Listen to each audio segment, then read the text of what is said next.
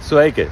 Es atrodos Elizabetes ielā pie vienas skaistas ēkas, kas vēl nesen darbojās. Tur bija īrnieki, ārvalstu vēstniecība strādāja, un tad Vienotības vara iešāvās prātā, ka šo ēku vajag pārveidot par koncertu zāli.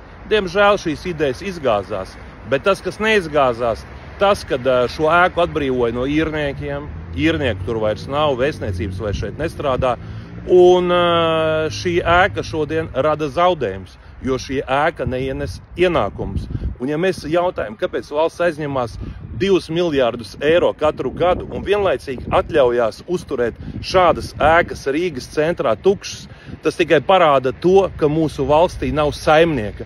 Ne ministru kabinets, ne Rīgas dome šodien nedomā, kā ekonomiski attīstīt ēku, jo ja šāda ēka vai citas ēkas netiek ekonomiski labi izmantots, tad tie ir zaudējumi. Šajā ēkā būtu nepieciešams iespējams atvērt kādu labu 5-zvaigžņu viesnīcu vai kādu dārgu biroja centru, jo šī vieta ir fantastiska. Iespējams varētu atrast investors vietējos vai ārvalstu, kas to nopirktu, valstī būtu ienākumi, un tad vēl caur operēšanu vēl ienāktu ienākumi caur PVN un citiem nodokļiem. Diemžēl valsts māk aizvērt ciet šādas ēkas, un nezin, ko ar to darīt.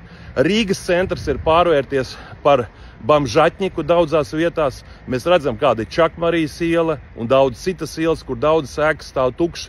Un mūsu vara valstī un Rīgā neko nedara.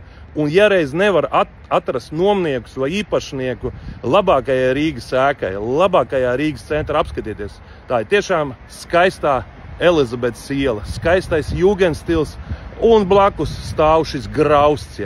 Un tā ir skaidra bilde tam, kas notiek ar valsti. Un ja šādā ēkā šodien nav ne īrnieku, ne saimnieku, tas parāda to, ka valstī un Rīgā nav saimnieku.